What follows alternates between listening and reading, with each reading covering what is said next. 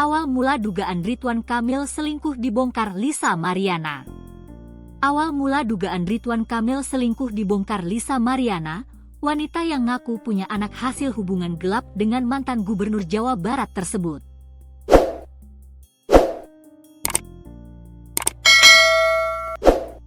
Diketahui Lisa Mariana nekat mengungkap ke publik terkait hubungan gelapnya dengan ex-Gubernur Jawa Barat Ridwan Kamil.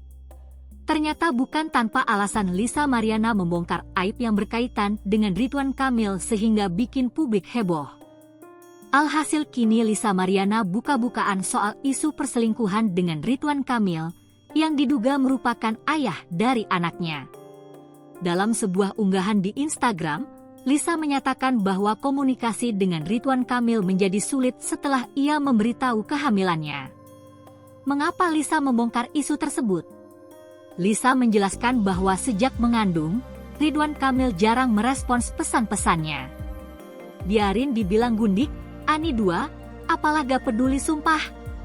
By the way ini setelah tahu aku hamil bener 2 susah dihubungi, bilang sibuk terus, sebelum tahu hamil setiap hari chat Telegram, bener-bener hancur tulis Lisa Mariana di Instastory-nya, dikutip dari tribunjabar.id, Sabtu, 29 Maret 2025. Ia juga mengaku bahwa masalah ini telah terjadi sejak 4 tahun lalu, dan merasa tidak ada penyelesaian.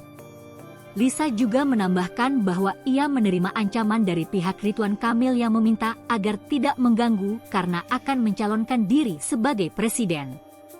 Jangan ganggu bapak mau mencalonkan diri sebagai presiden, diancam, bilang anakku akan diambil negara, tulis Lisa Mariana. Tak hanya itu, alasan lainnya, kata Lisa, karena Ridwan Kamil sudah tak lagi memberikannya uang bulanan untuk dia dan anaknya. Oleh sebab itu, Lisa memilih untuk speak up demi memperjuangkan hak anak dengan alasan tak lagi diberi nafkah. Klarifikasi dari Ridwan Kamil. Ridwan Kamil membantah klaim bahwa dia berselingkuh dengan Lisa hingga mempunyai anak.